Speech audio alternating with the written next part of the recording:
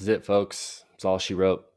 Clayton Kershaw, my guy, one of the best pitchers in Dodger franchise history and one of the best pitchers in Major League Baseball history, is going to retire after this season. He announced it yesterday, broke the hearts of millions of fans, although the writing was probably on the wall. This is a perfect season so far for him to walk away. He's 10-2 with a chance to win a couple more. He could win a World Series, and he'd been going year to year. He's 37 years old. But damn, dude. I mean, at least when Kobe retired, he let us know before the season started. We had a whole season to just watch these moments and appreciate these moments, which I guess should be a lesson to all of us. Appreciate every moment. You never know when the next will be the last.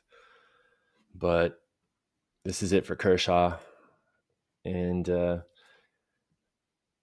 baseball fans, Dodger haters will always bring up his playoff failures. He was 500 in the postseason, 13-13. He had 39 appearances. They won't remember the times he came through as much as they'll remember the times that he choked. And I'm sure there's there's Dodger fans out there who won't ever forget the heartbreak that he caused. But out of 4 World Series appearances, he won 2. He contributed to 1. He was carried through the 2024 World Series. He was injured. If not for injuries, his career numbers would be nuts. I'm gonna get into those in a second. But the other 2, he lost outright to Boston and cheated out of the one by the Trastros. Yeah. Bang on the trash can. Bang. Híjoles! But you know what? The postseason win-loss record, his performance in the postseason might be some other person's best numbers ever, because his regular season numbers, his 18-year career with the Dodgers is nothing but stellar. The man was a clubhouse leader. He was a class act. I think he was 19 when he got his first start.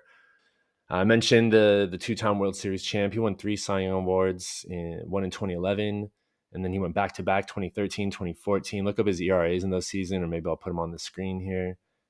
Nuts, right? In 2014, the year he won his last Cy Young Award, he also won the National League MVP Award, which I don't know.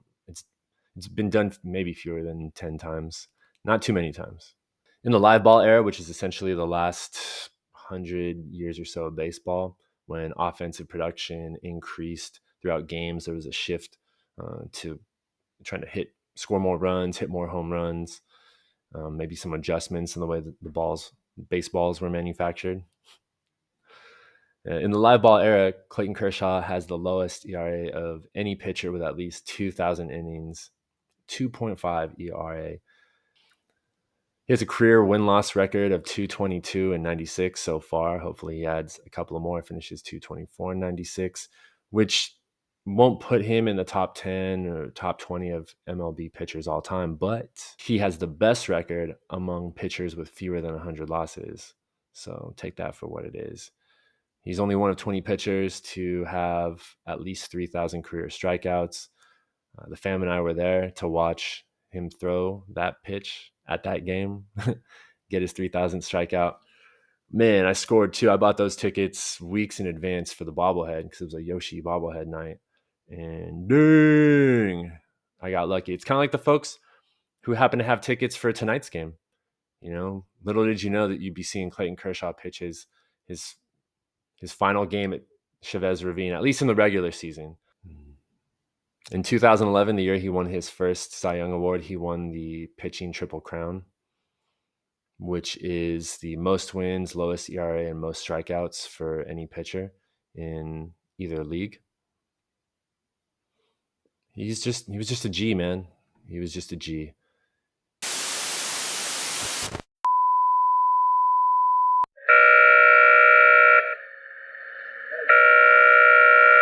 War is peace. Ignorance is strength. Freedom is slavery. Diversity is hate. And inclusion is segregation.